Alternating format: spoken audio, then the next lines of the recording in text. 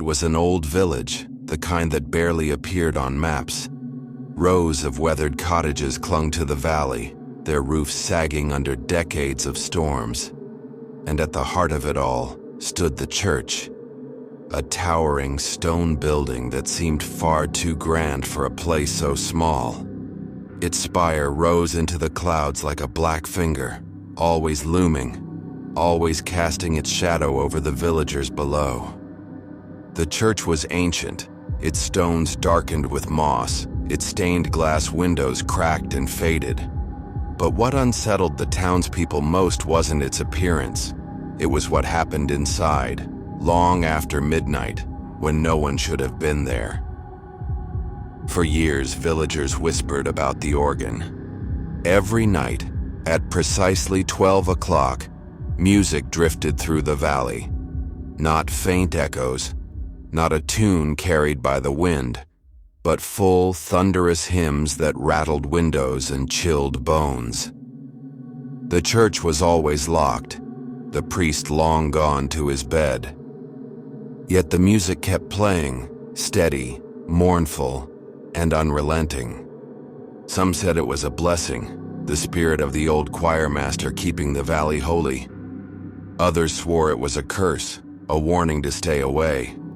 But legends only hold power for so long. And one summer night, a group of teenagers, 4 of them, bored and restless, decided they would finally uncover the truth. They met at the edge of the cemetery just before midnight, carrying flashlights and whispering nervously. The youngest, a boy named Thomas, hesitated at the gate. "My grandmother says it's the devil himself," he muttered. The others laughed, but the laughter died quickly when the first notes began to roll through the valley. Deep, echoing chords that seemed to seep out of the stones themselves. The organ was playing. The boys pushed open the iron gates, their flashlights trembling as they walked across the graveyard. The headstones looked like crooked teeth in the beam of the light, the names worn smooth by time. When they reached the heavy church doors, they found them, strangely, unlocked. That was their first mistake. The doors groaned open, spilling them into the nave. Cold air washed over them, carrying the faint smell of dust and candle wax. The inside of the church was vast, its pews stretching out into the shadows. But all of their eyes were fixed on the choir loft above. The organ thundered, pipes roaring, keys clattering, but no one sat at the bench.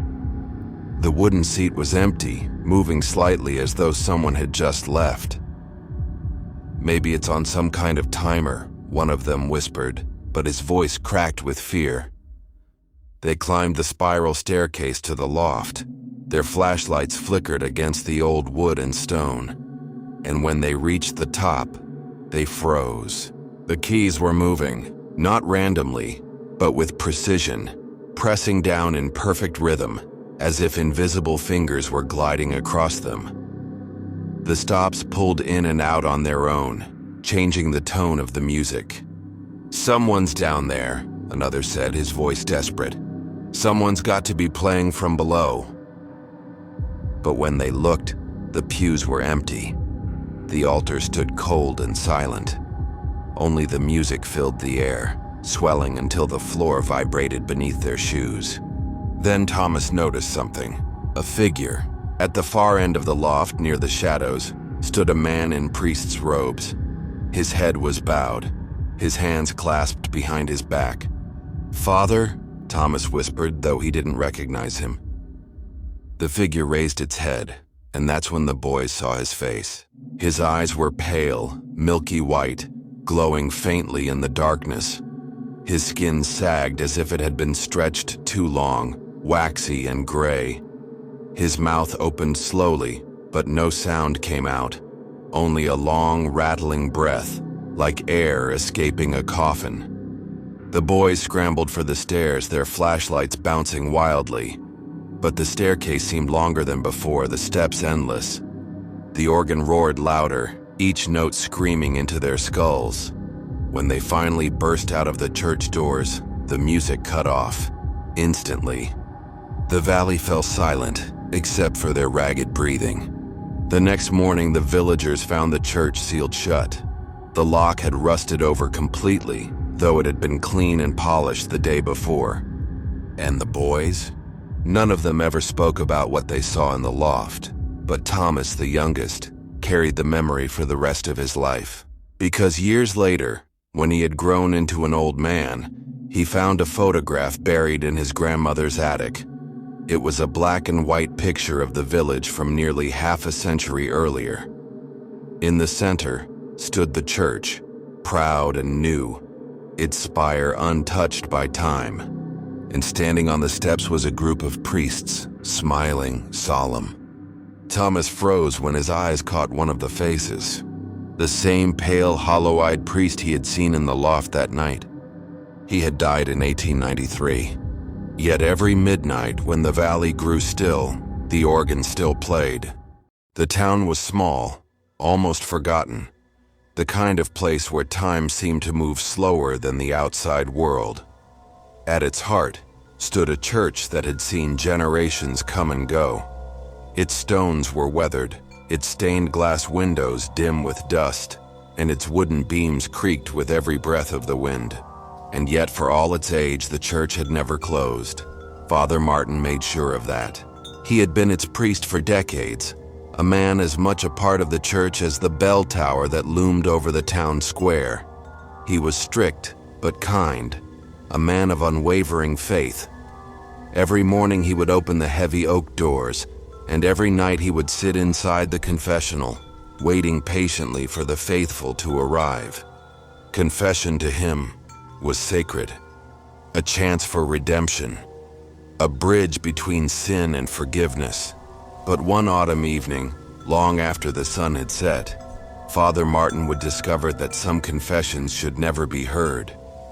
The night began like any other. The streets outside were empty, the last traces of orange light fading into darkness. The church was silent, except for the faint hiss of candles burning low. Father Martin slipped into the confessional, settling into the wooden booth with a weary sigh. He waited. The minutes dragged, his eyelids grew heavy. And then, creak, the door to the adjoining booth opened. He straightened, cleared his throat, and traced the sign of the cross. A voice whispered from the shadows, soft and trembling, "Bless me, Father, for I have sinned." It was a woman's voice, young perhaps, desperate. "How long has it been since your last confession, my child?" Father Martin asked gently. There was silence, then almost reluctantly, I don't know." At first, her sins were ordinary, small lies, bursts of anger, feelings of jealousy. Father Martin listened with patience, murmuring words of comfort. But as the minutes stretched on, the sins became darker. She spoke of cruelty toward animals, of fires set to barns, of children frightened into silence. Her voice grew colder, steadier, as if she were enjoying the telling. Then came words that made Father Martin's stomach tighten. "I drowned him," she whispered. "Who?" he asked. "The baby. I drowned him in the river." Father Martin froze, his throat went dry. Surely she was lying, testing him. He tried to remain calm. "Child, you must not..." But she continued, her tone sharpening, twisting. "I burned the book, the old one with no name. And when I prayed, it wasn't to your God." The booth grew unbearably cold. Father Martin clutched the cross around his neck. "These are not sins of weakness," he said, his voice unsteady. "These are lies meant to..." The woman's voice changed. It dropped an octave, then another, until it no longer sounded like a woman at all. It was layered, distorted, as though multiple throats spoke at once. "Do you think I am lying, Father?" His hands trembled as he slid open the wooden screen. Candlelight spilled through the carved lattice, illuminating the empty seat. No one was there, but the voice continued, whispering directly into his ear from the darkness. "Do you still forgive me, Father?" He stumbled out of the booth, clutching his chest, searching the church. It was empty, silent. The only sound was the faint creak of the confessional door, closing. For days afterward, Father Martin told himself it had been a trick, someone slipping away in the shadows, exhaustion making his mind play games. But the following night, when the church clock struck 9, the confessional door opened again, and the same voice whispered, "Bless me, Father, for I have sinned." This time, the sins she described weren't from the past. They were from the future. "A man will drown in the river," she murmured. "A farmhouse will burn." 2 days later, a villager's body was pulled from the water. A week after, flames consumed a barn on the edge of town. Every word she confessed came true. Father Martin grew weaker, paler. His sermons faltered. His hands shook when he raised the chalice at Mass. Still, he kept returning to the booth each night, unable to resist, unable to abandon his duty. He tried prayers, blessings, holy water. Each time the voice only laughed, low, rasping, mocking. Then, one night, she said something that broke him completely. "Father," she whispered, "you don't understand. You're not absolving me. You're feeding me. With every prayer you speak, I grow stronger." The booth shook violently. The candles across the church extinguished in an instant, plunging him into darkness. And then, right against his ear, the voice hissed, "You are the sinner here, not me." By morning, Father Martin was gone. His parishioners found the confessional doors splintered, the crucifix on the floor. On the altar, scrawled in ash, were the words. The church was locked and abandoned shortly after. But the story doesn't end there, because travelers passing through the town claim that if you enter the ruined church at night, the candles will flare to life. The confessional door will creak open, and if you are foolish enough to sit inside, a woman's voice will whisper from the shadows, "Bless me, Father, for I have sinned." No one who has answered her has ever been seen again. The cathedral had always been a wound in the heart of the old city. Its spires loomed over narrow cobblestone streets, leaning under the weight of centuries. Its stained glass windows were dark, colors muted under grime, saints staring down with blank, cracked eyes. People hurried past without looking up. It wasn't just age that made them avert their eyes. It was memory. Long ago, something had happened inside those walls. Something whispered but never written. And the church was sealed. For generations, the townsfolk avoided it, as though merely speaking of it might draw its shadow nearer. But time has a way of erasing fear, and when the diocese ordered the cathedral restored, the workers approached it as just another job, until they found the door. It was discovered by accident on the 3rd day. A crew knocked down a rotting interior wall, and behind it, buried under plaster and stone, was a door no blueprint showed. Heavy oak, bound in iron. The hinges groaned like something alive when they pried it open.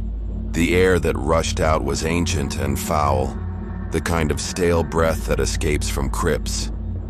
They lit their lamps and pushed forward.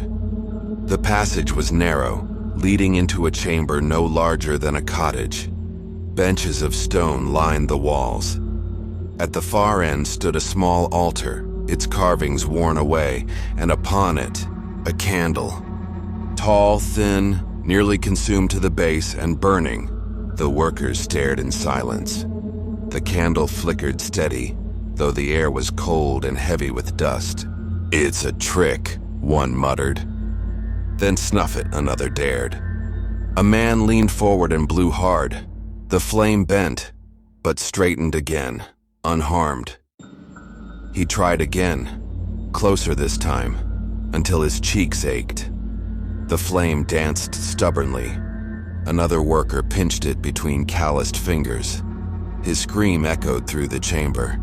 His skin blistered instantly, as though he had grasped molten metal, and yet the flame burned on. That was when they heard it. The whispers, low and steady, as if dozens of voices prayed in unison. The sound came not from their lips, but from the walls themselves, vibrating in the stone. The words were harsh, rhythmic, in a language none of them knew. One man swore he saw shadows moving on the walls, figures kneeling, their heads bowed. But when he turned, the benches were empty. They left quickly, but the candle's glow followed them in their dreams. That night each man dreamt the same thing. They were back in the chapel, kneeling on the cold stone floor, their hands clasped, their lips moving in prayer. They prayed in that same guttural language, their voices rising and falling in unison. At the altar, the candle burned, taller than before, its flame shifting from gold to red. Shadows stretched across the walls, shadows that twisted, bent, and moved without matching their bodies. One worker woke screaming, convinced his shadow had smiled at him. Another awoke with raw knees as though he had truly been kneeling all night. Still, the diocese insisted the project continue. The foreman ordered the candle removed. No relic, no superstition, just wax and fire. A younger man volunteered. He lifted it carefully, though its flame gave no heat. He carried it outside, placed it into a bucket of water. The water boiled, the candle hissed. When he pulled it out, the flame still burned. That night he was found dead in his bed. His mouth was blackened, his tongue charred. The doctor said it looked as though he had swallowed fire. The men refused to enter the chapel again. But the whispers grew louder. The town historian, curious about the unrest, searched the archives. Hidden in a chest of forgotten records, she found a single letter dated to the year 1632. It spoke of a sect of monks, excommunicated for heresy, who had taken refuge in the cathedral. They preached that prayer was not for salvation, but for containment. They believed something slept beneath the earth, and only endless worship kept it bound. Their solution was the eternal flame, a candle consecrated in blood lit by their own deaths. They sealed themselves inside the chapel, swearing the prayer must never stop. The last line of the letter chilled her. If the flame goes out, the prayer ends, and if the prayer ends, it wakes. The workers refused to return. The diocese sent priests instead. They prayed over the candle, sprinkled holy water, read aloud from scripture. The flame never flickered.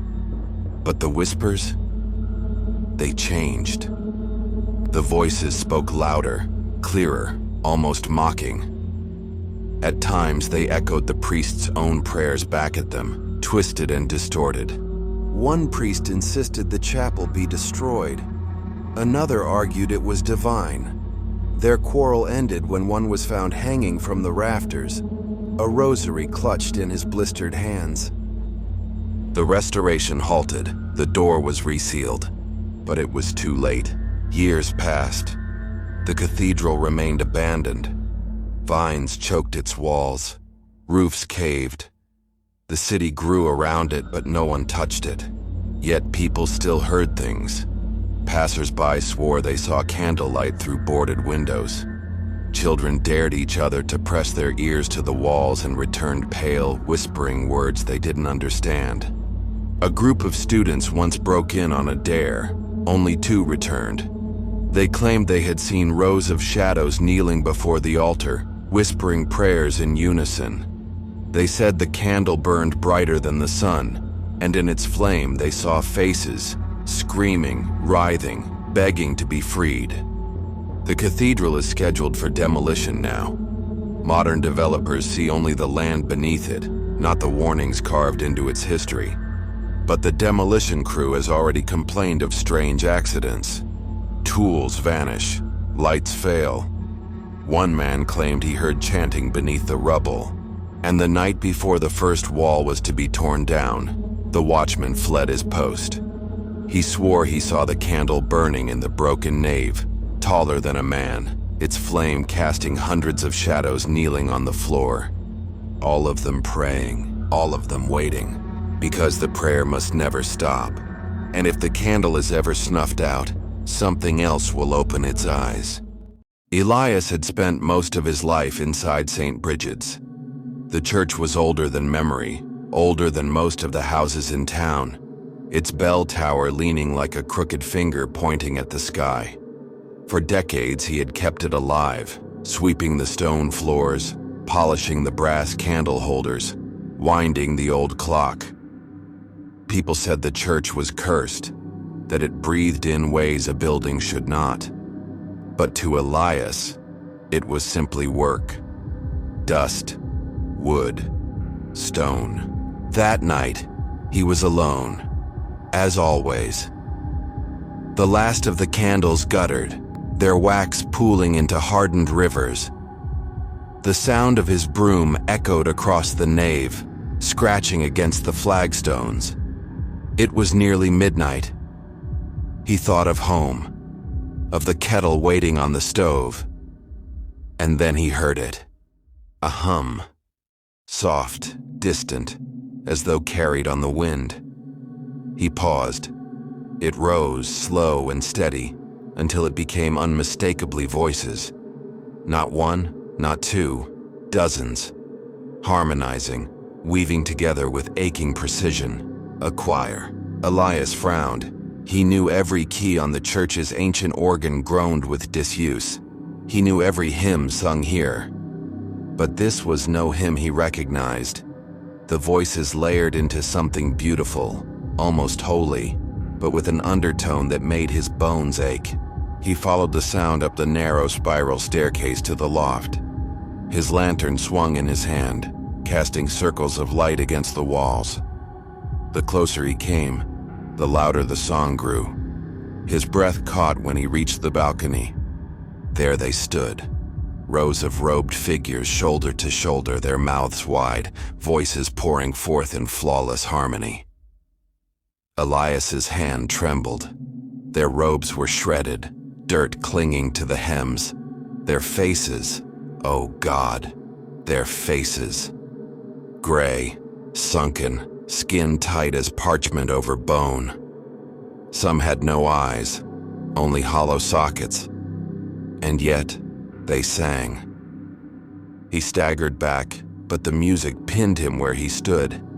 It filled the air, filled his body, sank into his chest. It wasn't just heard, it was felt. His heartbeat slowed, his knees buckled. He clutched at the rail as his lips began to move, forming the words though he didn't understand them. The voices rose higher, sharper, piercing like shards of glass. He pressed his hands to his ears, but it made no difference. The song was inside his skull. Then silence, all at once. Every head turned toward him, hollow eyes stared. He fled, stumbling down the steps, nearly tripping as the broom clattered behind him. He burst through the church doors, collapsing into the cold night air. When he looked back, the church was silent, still, as though nothing had happened. The next night, at the stroke of midnight, the voices returned. Elias sat frozen in the pews, his hands shaking. The hymn rose again, twisting, beautiful and terrible at once. Shadows stretched across the walls, shifting like figures bowing in rhythm. Beneath the melody, something whispered. His name, clear as a bell. Terrified, he begged Father Corbin to listen. The priest brushed it off, but unease clouded his face. After hours of pleading, he retrieved an old book from the archives. The pages were brittle, ink faded. It spoke of a plague centuries ago. The choir of St. Bridget's had perished, every voice silenced by fever. They were buried beneath the church in a pit, hastily sealed. Yet survivors swore the ground sang for weeks afterward. Their voices never stopped. The book ended with a warning. The dead sing still. They sing not for God, but for what lies beneath. Elias felt the blood drain from his face, but Father Corbin snapped the book shut. Old stories, he said. That night, Corbin did not return to the church. Elias noticed. At midnight, the hymn began again. But this time, it rose not from the loft. It rumbled from the ground. The pews trembled. Dust sifted down from the rafters. The voices screamed in harmony, louder than any organ, more terrible than thunder. The floorboards bulged, cracked. And then the wood split. Pale fingers clawed through the gaps, nails splintered, flesh torn. Dozens of hands reached upward. Elias stumbled back as the boards shattered, and the dead began to climb. Their robes hung in tatters, their eyes glowing faintly in the candlelight. Their mouths opened wide, the hymn blasting from within, though no air filled their lungs. One reached for him. Its touch was colder than death itself. Elias's veins froze, his limbs stiffened. His lips moved against his will, singing the hymn with them. He tried to scream, but only the song poured out. With a last desperate surge, he tore himself free, crashing into the side door. By some miracle, it gave way. He stumbled into the graveyard, collapsing among the stones. The hymn stopped. Silence. The church loomed behind him, dark and still, as though nothing had stirred. He never returned. He warned the villagers, but they shook their heads. He left town, thin and pale, his voice forever hoarse. In the years that followed, he swore he still heard it. Faint, on the wind, the hymn creeping into his dreams. Sometimes he woke in the night, lips moving to words he did not know. Years later, the church was abandoned. Roofs caved, ivy choked the walls. Teenagers dared each other to enter. Travelers came seeking thrills. Some left pale and silent. Others never left at all. One group of students broke in with a tape recorder. They laughed as they explored the nave, joked about the dust and the dark. But when the clock struck midnight, the laughter stopped. The tape captured it, the voices rising from the floor, beautiful and terrible, filling the space. The recording cut off suddenly, mid-scream. The students were never found. Now the church stands hollow, its windows shattered, its doors chained. Locals say if you pass at midnight, you will hear the hymn drifting out, too faint to resist. Some swear the song calls your name. Others say if you listen too long, your shadow will rise from the ground and join them. The choir of the dead sings still. Their harmony is endless, their voices eternal. And if you ever hum along, you will never stop. The storm that night rattled the stained glass windows of St. Michael's, lightning flashing across the vaulted ceiling as though heaven itself wanted to tear the place apart. The church was scheduled for demolition within the month, its congregation long gone, its walls crumbling. But before it could be torn down, surveyors and engineers had been hired to inspect the foundation to make sure nothing dangerous remained beneath the stone floors. The workers expected rats, maybe flooded chambers, perhaps a few buried relics. What they uncovered was something else entirely. It began when one of them noticed the floorboards beneath the pulpit didn't ring the same way as the rest of the church. Each strike of his boot echoed hollow, as though the wood covered a cavity below. Curiosity overtook caution. They pried the boards loose. Beneath lay a trapdoor, rotted but still intact. When they opened it, the air that rose from below was suffocating. Heavy, stale, and filled with the unmistakable sweetness of decay. Flashlights cut into the darkness, revealing a small crypt dug directly into the earth. And at its center lay a skeleton, not in a coffin, not prepared for burial. The bones were sprawled against the dirt as though the body had been thrown there. The skull's jaws were open wide in a silent scream, and deep scratches clawed into the inside of the bone itself, marks made not from the outside but from within. Whoever this was, they had been buried alive. The workers recoiled, but one man, young and brash, climbed down to inspect. "Probably some plague victim," he muttered, kneeling beside the remains. But when his light passed over the skull, something strange caught his eye. The scratches weren't random. They formed patterns, almost like symbols. The more he stared, the more the marks seemed deliberate.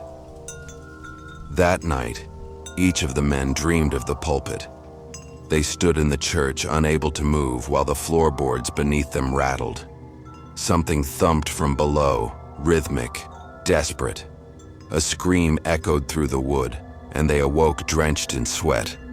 None of them spoke of it the next day, but the fear lingered in their eyes. Work continued. The bones were collected, bagged, and set aside for the authorities. But strange things began to happen. Tools disappeared. Lights flickered. One worker swore he heard whispering under the pulpit while standing there alone, words rasping through the cracks like breath. Another claimed he felt the boards shift under his boots, as though something still pressed upward from below. The young man who had touched the skull was found in his bed 2 nights later, his fingers torn and bloody. He had scratched symbols into the wooden frame above his head, symbols identical to the ones carved into the bone. His mouth was frozen open, as though mid-scream. After his death, the crew refused to return. The site was locked, but rumors spread through the town. People began gathering outside the church at night, daring each other to step onto the pulpit. Those who did came back pale and shaking. Some said they felt the wood rattle beneath their feet. Others said they heard muffled cries begging to be released. The priest who had once served St. Michael's was called in, though he had retired years before. He was an old man, trembling as he entered the church. He stood before the pulpit, whispered a prayer, and pressed his palm against the floorboards. Within moments, his lips quivered, his eyes wide. "It's still there," he said. "It never left." When pressed to explain, he told a story buried in church records. Centuries ago, a man had been accused of heresy, of preaching against the church, of blasphemy so grave that the congregation demanded he be silenced forever. He had been locked beneath the pulpit, not killed, but sealed alive so that every sermon afterward would be spoken over his muffled screams. His punishment was eternal silence, but he never went quiet. Night after night, the wood rattled as he clawed and begged. Parishioners wrote of it, but the accounts were hidden, sealed away like the man himself. The old priest wept as he spoke. "He was never absolved," he whispered. "No prayer was ever given for his soul. He has been crying out all this time. They tried to burn the remains, but when the bones touched flame, the fire went out.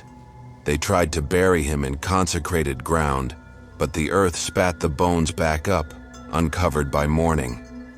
In the end, they locked them back beneath the pulpit, sealing the boards again. Now the church stands empty, its walls rotting, its bells silent. But the grave beneath the pulpit remains. Locals say that if you enter at night, the air grows heavy with dust, and the boards tremble under your feet. If you kneel there, sometimes you'll feel breath rising through the cracks. And if you listen too long, you'll hear fingernails scraping the wood from below. Some say the voice still begs for release. Others say it no longer pleads, it commands. The symbols carved in bone and wood are etched now in the minds of those who linger too close, as though the curse is searching for new hands, new voices to carry it forward. The grave beneath the pulpit is more than a burial. It is a prison, and whatever lies within has not forgotten its anger. And if you ever feel the floorboards shift beneath your feet while standing at the altar of an abandoned church, step back quickly, because once the wood finally breaks, there will be nothing left to hold it inside. You've just crossed the boundary between reality and the unknown. If you felt the fear tonight, make sure to subscribe before you leave, because on this channel every story is just the beginning. New nightmares arrive every few nights, each one darker than the last. Until then, keep your lights low, your doors locked, and your mind open. You are now part of the FearBound family.